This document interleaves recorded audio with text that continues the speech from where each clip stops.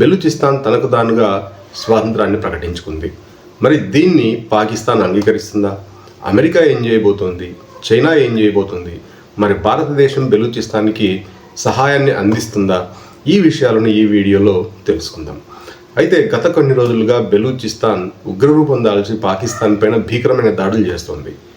గత 80 సంవత్సరాల నుండి బెలూచిస్తాన్ పాకిస్తాన్ నుండి విడిపోవడానికి లేదా స్వతంత్ర రాజ్యంగా ఉండడానికి ఇష్టపడుతోంది.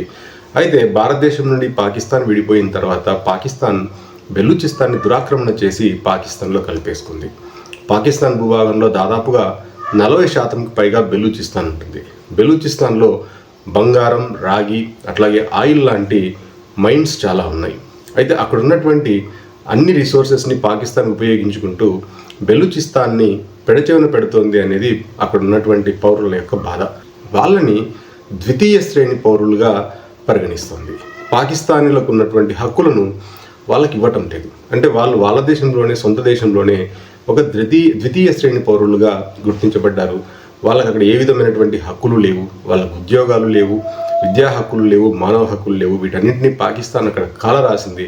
పాకిస్తాన్ బెలూచిస్తాన్ని కేవలం ఒక అడ్డాగా మార్చుకుంది. అక్కడ ఉన్నటువంటి అన్ని రిసోర్సెస్ని ఉపయోగించుకొని చైనా, అమెరికా లాంటి దేశాలతో సత్సంబంధాలను నెలకొల్పుకుంటుంది. అంతేగాని బెలూచిస్తాన్ పౌరులకు కావాల్సినటువంటి విద్య, వైద్యం, ఆరోగ్యం లాంటి సౌకర్యాలను మాత్రం ఎంత మాత్రం కల్పించడం లేదు. దీంతో రగిలిపోయినటువంటి బెలూచిస్తాన్లో గత 50 ఏళ్ళ నుండి పాకిస్తాన్ పైన తిరుగుబాటు చేసి స్వతంత్ర దేశం కావాలని కోరుకుంటున్నారు. కానీ పాకిస్తాన్ ముందు వాళ్ళు నిలబడలేకపోయారు. అయితే ఇప్పుడు మాత్రం పరిస్థితులు చాలా ఉద్రిక్తంగా మారిపోయాయి. గత కొన్ని రోజులుగా పాకిస్తానీ సైనికులని, పాకిస్తానీ పోలీసులని ఊచకోతకు వస్తున్నారు. దాదాపుగా 85% ప్రాంతాన్ని తమ ఆధీనంలోకి తీసుకున్నారు. రాగి, బంగారం, బొగ్గు, అట్లాగే ఆయిల్ ఫీల్డ్స్ అన్నింటినీ కూడా తమ ఆధీనంలోకి తెచ్చుకున్నారు. కేవలం 15% మాత్రమే, అంటే బెలూచిస్తాన్కి సంబంధించినటువంటి 15% భూభాగంలో మాత్రమే పాకిస్తాన్కి కొద్దిగా పట్టుంది. అయితే బెలూచిస్తాన్ ఇప్పటికే ప్రకటించింది, వాళ్ళకి ఒక జాతీయ గీతాన్ని ప్రకటించుకుంది. అట్లానే వాళ్ళ దగ్గర దాదాపుగా 5 లక్షల మంది సైనికులు ఉన్నారని ప్రకటించుకుంది. అంతేకాకుండా వచ్చే డిసెంబర్ నాటికి బెలూచిస్తాన్ ప్రాంతం నుండి పాకిస్తాన్కి చెందినటువంటి పోలీసులని, సైనికులని అందరినీ అక్కడి నుండి తరిమేస్తామని చెప్పి గట్టిగా ప్రకటిస్తుంది. ప్రపంచ మద్దతు కావాలని చెప్పి అభ్యర్థిస్తోంది. ప్రపంచ దేశాలు తమను గుర్తించాలని చెప్పి వేడుకుంటోంది. అయితే నిజంగానే ప్రపంచంలో ఉండేటువంటి దేశాలు బెలూచిస్తాన్ని గుర్తిస్తాయంటే ఖచ్చితంగా ఏమీ చెప్పలేము. ఎందుకంటే బెలూచిస్తాన్ ముందు స్వతంత్ర దేశం కావాలి అంటే పాకిస్తాన్ అందుకు అంగీకరించాలి. అయితే బెలూచిస్తాన్ పాకిస్తాన్కి చాలా వ్యూహాత్మక ప్రాంతం. అక్కడ రాగి, బొగ్గు, ఆయిల్, అట్లాగే ఇతర మైన్స్ చాలా ఉన్నాయి. వాటిపైన హక్కుని పాకిస్తాన్ కోల్పోవాలనుకోదు. ఎందుకంటే పాకిస్తాన్లో బెలూచిస్తాన్ లేకపోతే చాలా చిన్నదైపోతుంది. బెలూచిస్తాన్లో ఇక పంజాబ్, అట్లాగే ఇతర చోట్ల ఏ విధమైనటువంటి రిసోర్సెస్, పంజాబ్ వచ్చేసి కేవలం వ్యవసాయానికి మాత్రమే చాలా అనువుగా ఉంటుంది. అక్కడ ఏ విధమైనటువంటి గన్లు లేవు. కాబట్టి పాకిస్తాన్ బెలూచిస్తాన్ విడిపోవడానికి ఎంత మాత్రం అంగీకరించకపోవచ్చు. అట్లాగనే వేరుపాటువాదాన్ని అమెరికా కూడా అంగీకరించేటువంటి పరిస్థితుల్లో లేదు. ఇప్పటికే పాకిస్తాన్ అమెరికాకి అక్కడ ఉన్నటువంటి మైన్స్ పైన హక్కులు కల్పిస్తామని చెప్పి ప్రకటించింది. కాబట్టి అమెరికా కూడా ఇందుకు ఒప్పుకోకపోవచ్చు. అదే సందర్భంలో చైనా తమ ఎకనామిక్ కారిడార్ని బెలూచిస్తాన్ ద్వారానే గ్వదర్ పోర్టుకి ఒక దారి నిర్మించాలనుకుంటుంది.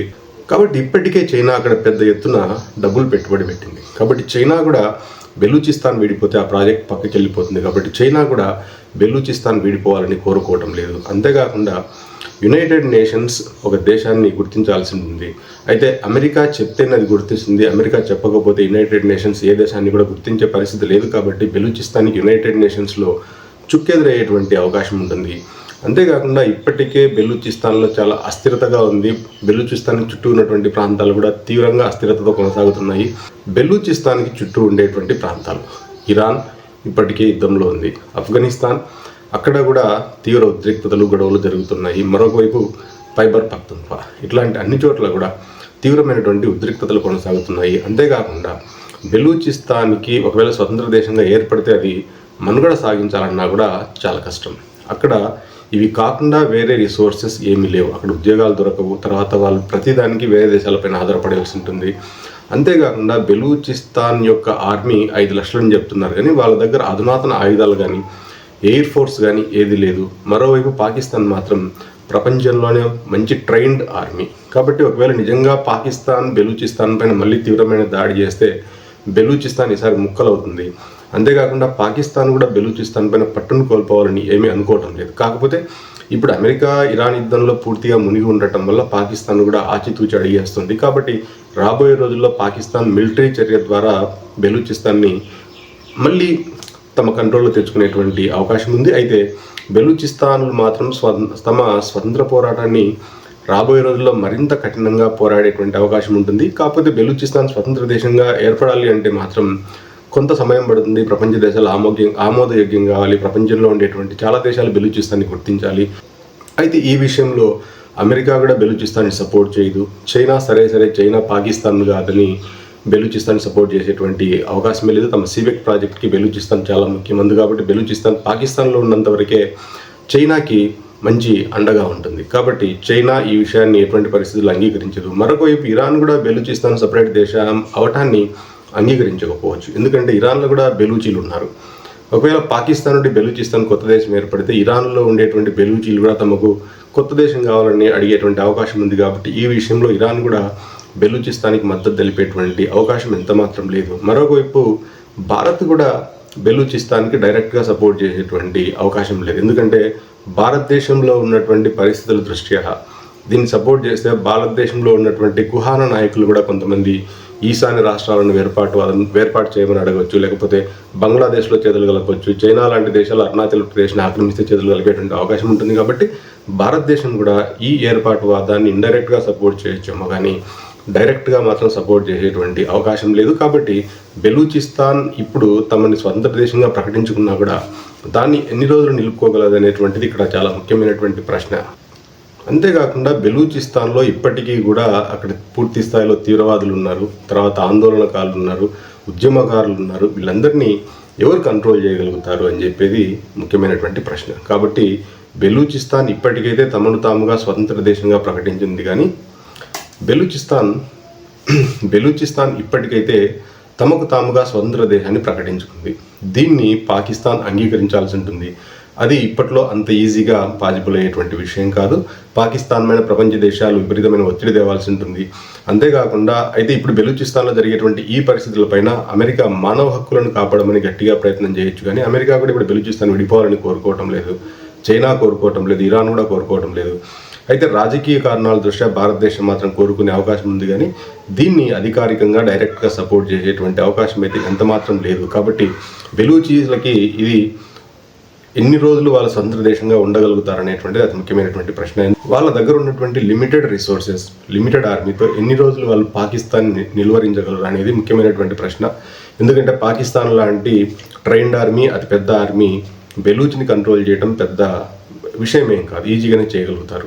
అయితే బెలూచీలు కూడా చాలా పెద్ద ఎత్తున తిరుగుబాట్లు చేస్తున్నారు. వాళ్ళ భూభాగంలోకి పాకిస్తాన్ ఆర్మీని ఎంత మాత్రం రానివ్వట్లేదు.